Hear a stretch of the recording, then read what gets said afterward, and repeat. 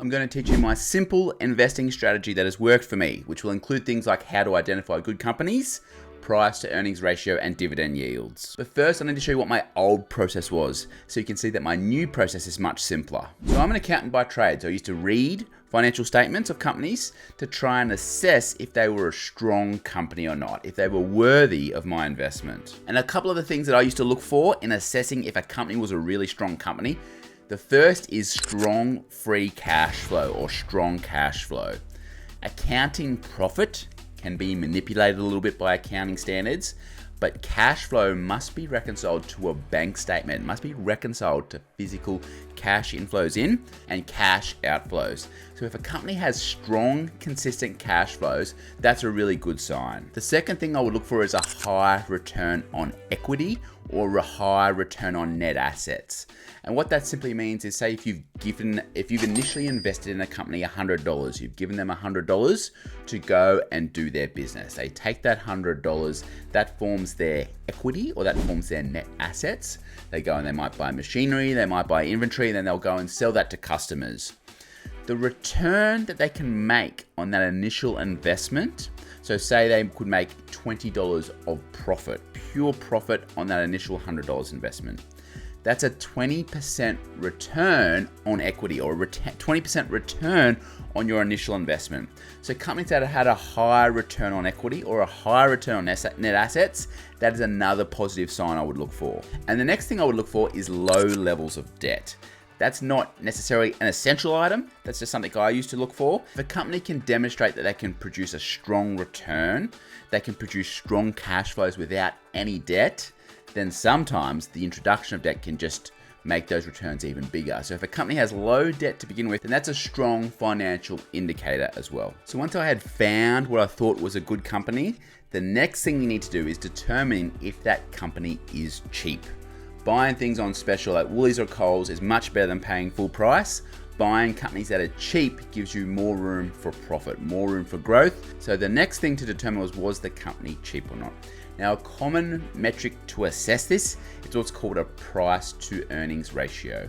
For the earnings that company makes, what is those earnings relative to the price? So for example, using our example again, if a company made earnings of $10 for a year and its share price was $100, then that's a price to earnings ratio of 10. Typically, anything under 15 is considered a cheap or a reasonable price to earnings ratio.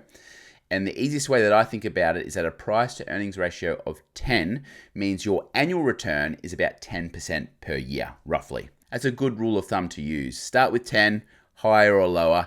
That's a way of assessing if a company is cheap or not. It's not always easy to do because there can be other factors that come into play. So that's what I used to do, but then life gets in the way. Maybe you have a family, maybe you have kids, and I just simply did not have all that extra time to be reading company financial statements.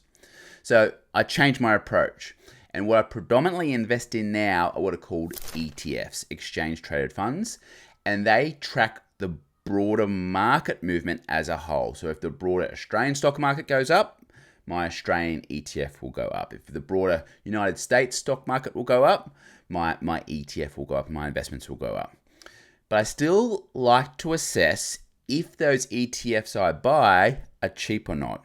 Now, it's very, very hard to use a price to earnings ratio when you're looking at an ETF, because an ETF, for example, an ETF that tracks the top 200 companies in Australia is made up of those 200 companies. That ETF holds shares in the top 200 companies. So it's very difficult to determine what the price to earnings ratio is and if that is cheap or not when you're considering a whole basket of companies. So I adopted a different method, and this method primarily relied on dividend yield. Now, similar with price to earnings ratio, you take the earnings to determine what the return is.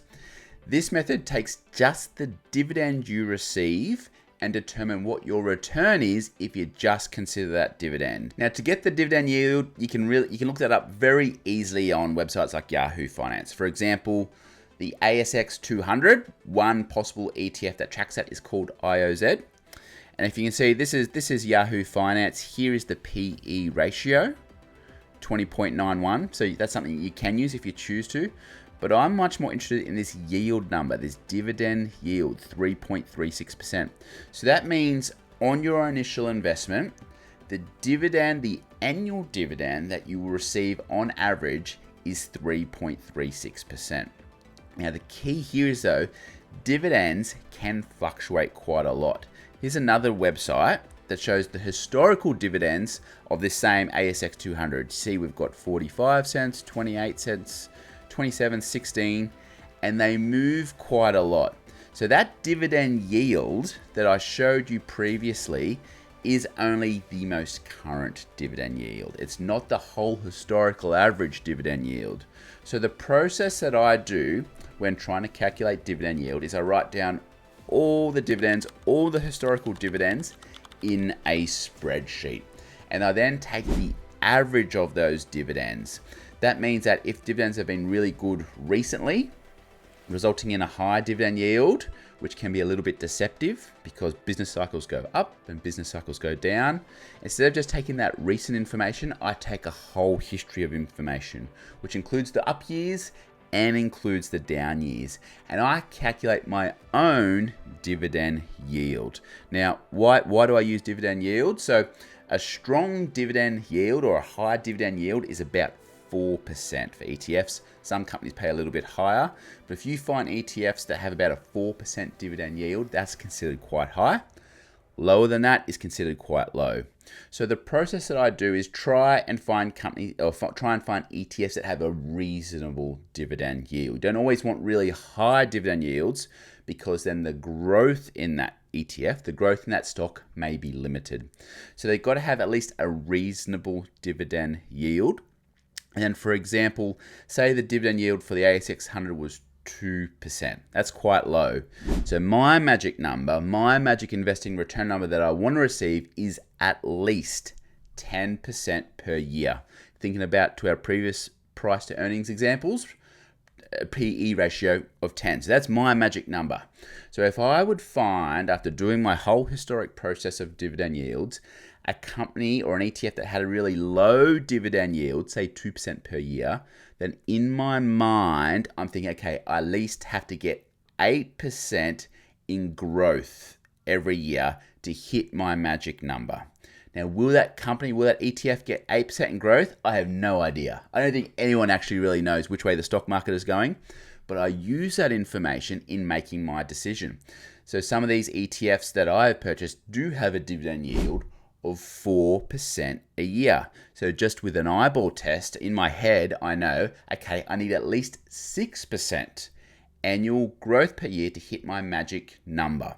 So the reason why I do this calculation is to give me an average return. So for some of mine, it's 4%. So I know, relatively speaking, I should receive at least 4% per year on dividends.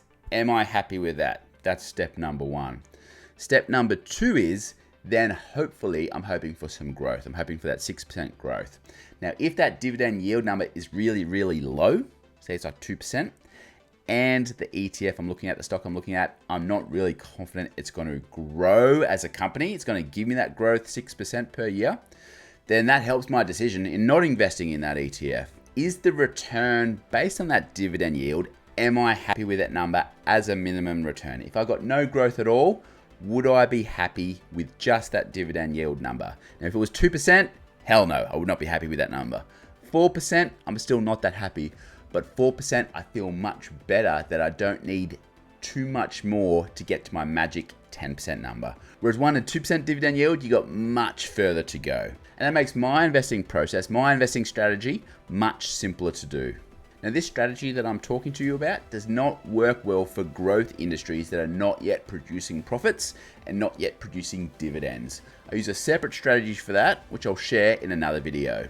If you enjoyed this video, why not join the community and hit that subscribe button and let me know in the comments your investing strategy. Please keep in mind, I'm not a licensed financial advisor. This video is for educational and entertainment purposes only. But before you go anywhere, make sure you check out this next video.